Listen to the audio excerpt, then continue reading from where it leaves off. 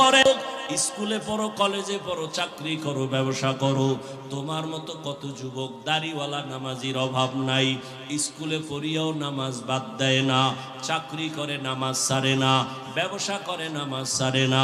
বলো বাবা, তুমি কেন নামাজ পড়তে পারো না? জীবনে আর কতদিন এভাবে গুনাহ করবা?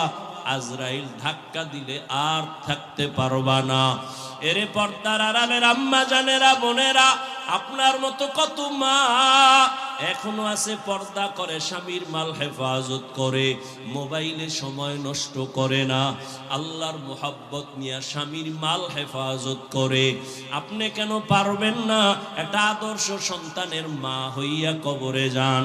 আপনার সন্তানের ব্যবহারে যেন কোনোদিন কোনো মুরব্বী কষ্ট না পায়, আপনার সন্তানের আচরণে কোনোদিন যেন মা বাবা আলেম ওলামারা কষ্ট না পায়।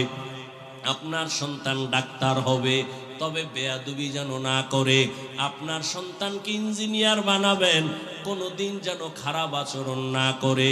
মানুষ তখন দোয়া করবে। ও পর্দার আড়ালের আম্মা জানেরা, ও বৃদ্ধ বাবাজিরা, আল্লাহ পাক সন্তান অনেকের দেয় না, কত কান্না কাঁদে।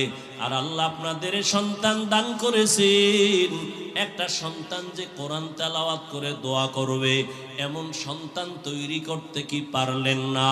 দুনিয়াতে যত ভালো সন্তান আছে, মা বাবার দোয়া, মায়ের অবদানের কারণে। মদিনাতুল মুনাওয়ারা থেকে ভারতের জমিনে আসছেন এক আল্লাহর বান্দা, কালেমার দাওয়াত নিয়া। নাম আপনারা সবাই জানেন, খাজা মুঈনুদ্দিন চিশতি আজমিরি রহমাতুল্লাহ আলাইহি।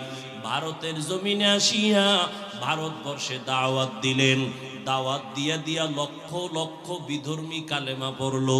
খাজা মুঈনুদ্দিন বড় আনন্দিত। একদিন মায়ের সামনে খুব আনন্দ করে, মা ডেকে বলে,